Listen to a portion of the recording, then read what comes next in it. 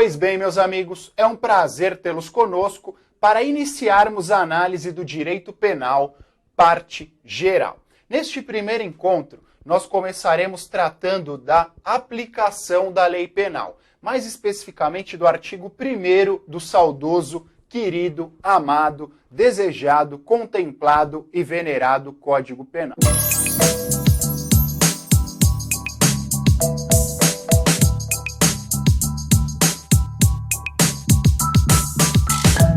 O artigo 1º trata do princípio da legalidade, que será fracionado em outros dois subprincípios, quais sejam o princípio da anterioriedade e o princípio da reserva legal. Vamos à leitura do artigo 1º. Não há crime sem lei anterior que o defina e não há pena sem prévia cominação legal. Eis o conteúdo do artigo 1º, que também está previsto no artigo 5º, inciso 39 da Constituição Federal.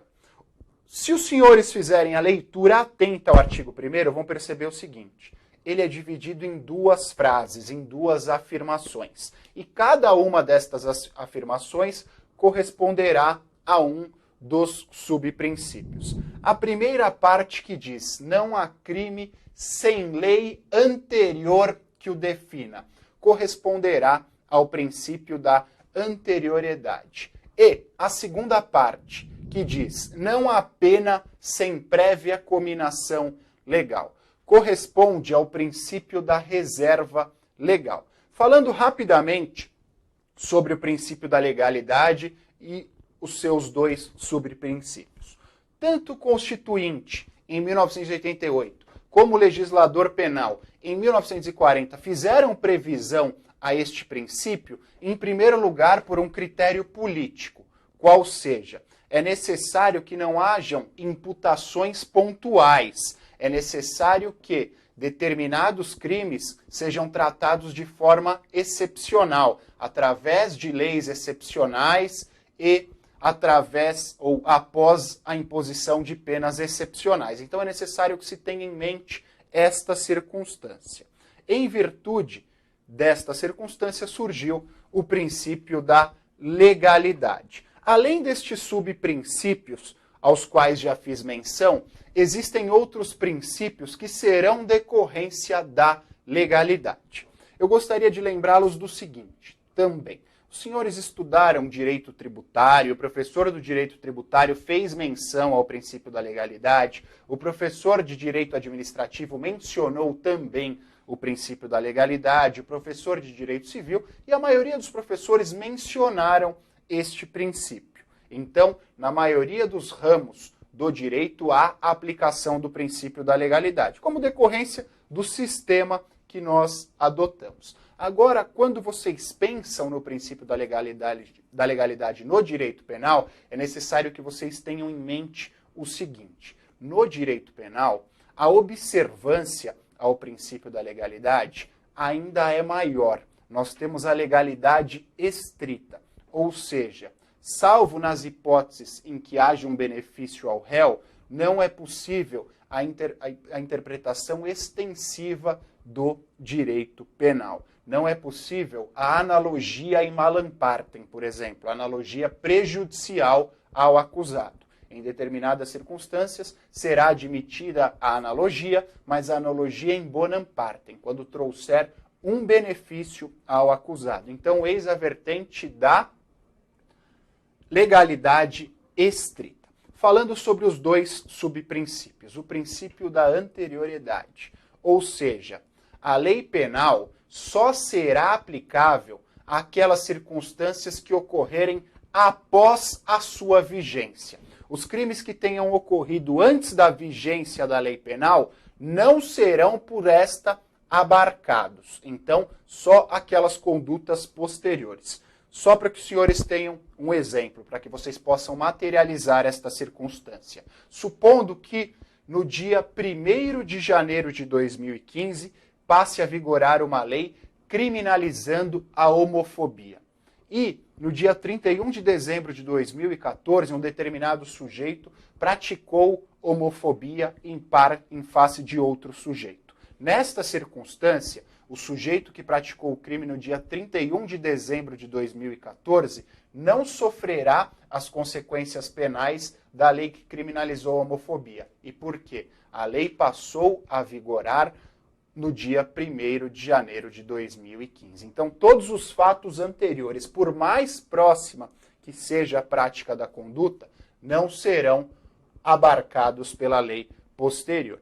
Mais à frente, os senhores vão perceber que essa questão da anterioridade tem outras consequências, quando nós tratarmos da retroatividade da lei penal e da ultratividade da lei penal. Mas, neste momento, as informações que lhes foram transmitidas são suficientes. E falando do princípio da reserva legal, que corresponde à segunda parte do artigo 1º, não há pena sem prévia cominação legal. Cabe à lei, e só à lei penal, a indicação de quais condutas serão consideradas criminosas, a indicação dos elementos que compõem o crime ou que comporão a conduta criminosa, e só à lei penal cabe também a atribuição de pena. Então, a reserva legal.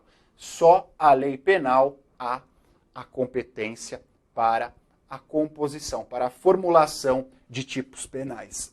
Quando eu digo lei penal, não necessariamente o Código Penal. Os senhores estudarão comigo mais à frente, se já não estudaram, porque nós temos um módulo em apartado, a legislação penal especial. Então também existem outras leis que dispõem sobre determinadas condutas criminosas, como a Lei 8.072 de 90, que fala dos crimes hediondos, a Lei 9.613 de 98, que fala da lavagem de dinheiro, e assim sucessivamente. Outras leis penais especiais. Então, não somente o Código Penal disporá sobre condutas criminosas. Nós temos outras leis também dispondo neste sentido.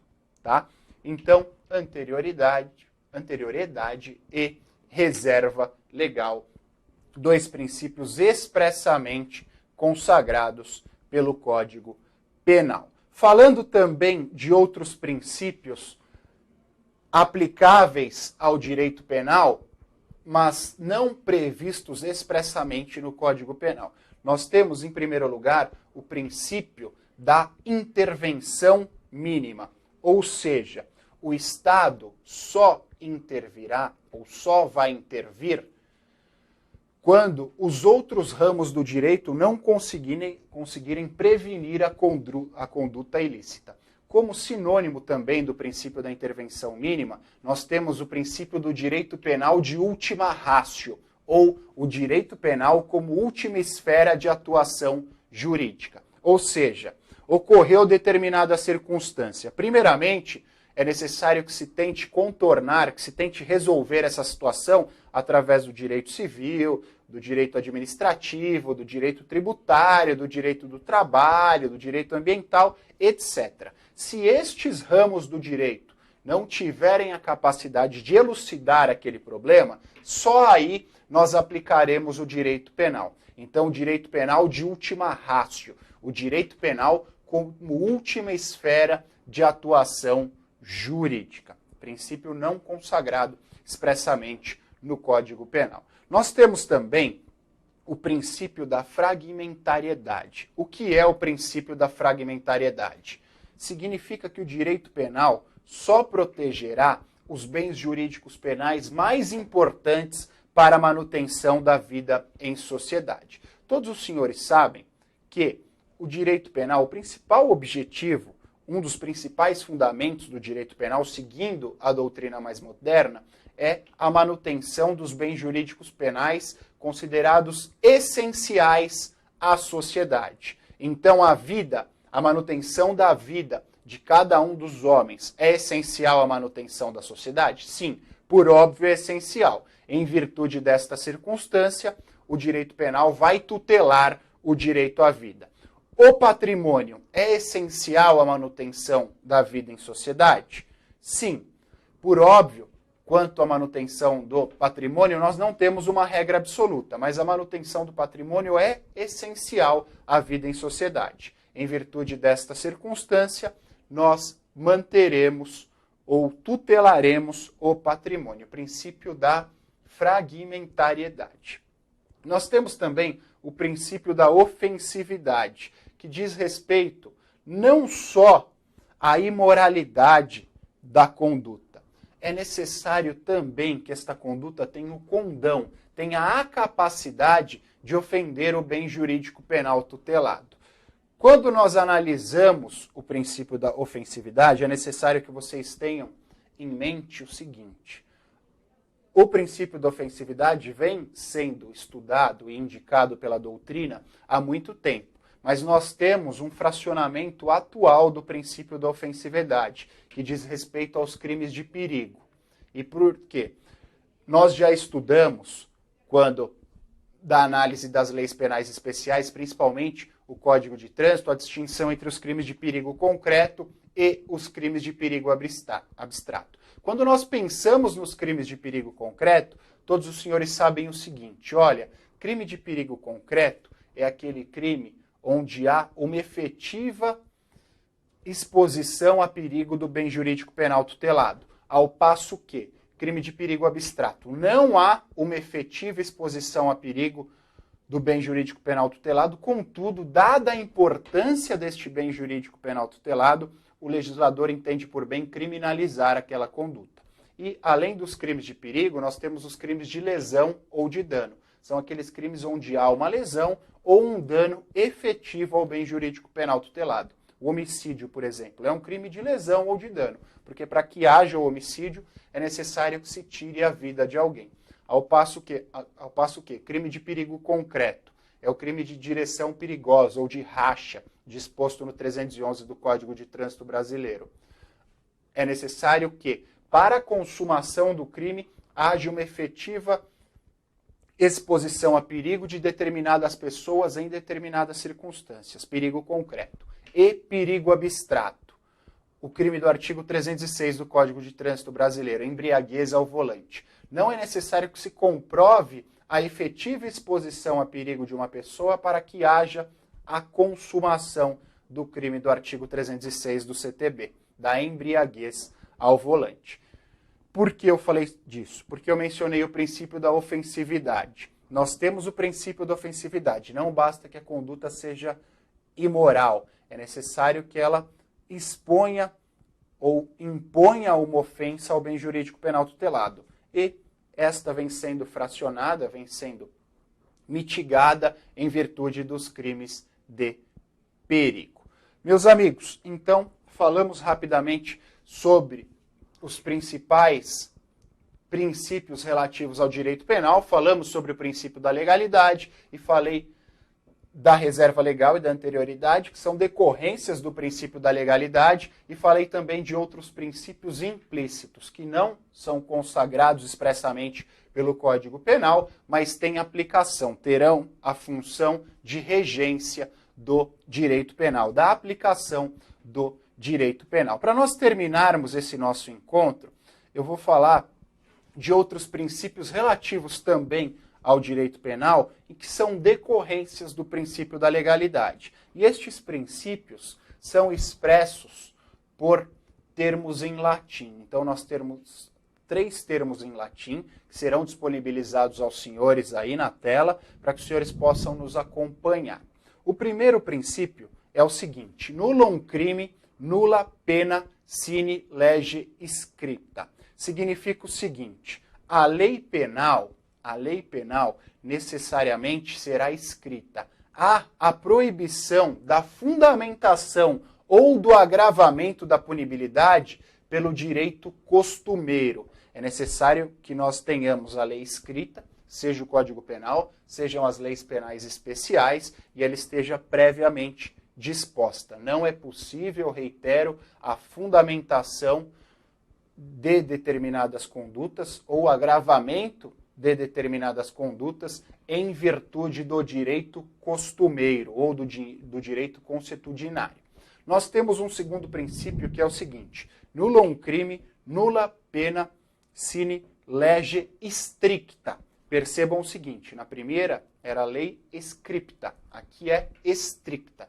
E esse princípio diz respeito à impossibilidade de fundamentação da imposição da prática do crime ou do agravamento desta conduta através da analogia. Eu já mencionei aos senhores no dia de hoje. A analogia, com vistas a prejudicar, a piorar a situação do acusado, não é possível. Nós admitimos a analogia in bonam partem, nunca a analogia in malam partem.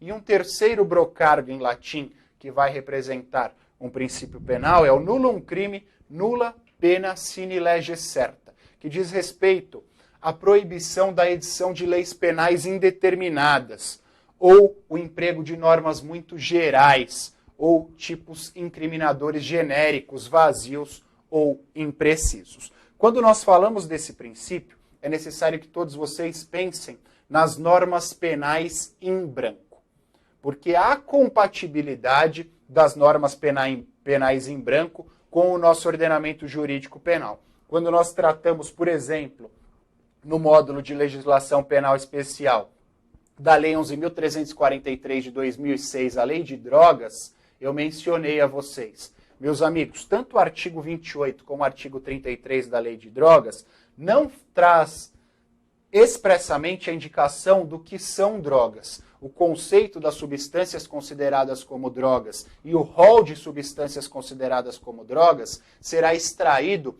da portaria 344 da Anvisa. Então, para que a lei penal tenha uma efetiva aplicação, é necessário que determinados conceitos sejam extraídos de outras leis. Eis as normas penais em branco. E as normas penais em branco são fracionadas entre normas penais em branco homogêneas, heterogêneas e ao avesso. E sobre as normas penais nós falaremos no nosso próximo encontro. Foi um prazer contar com a participação de vocês. Valeu!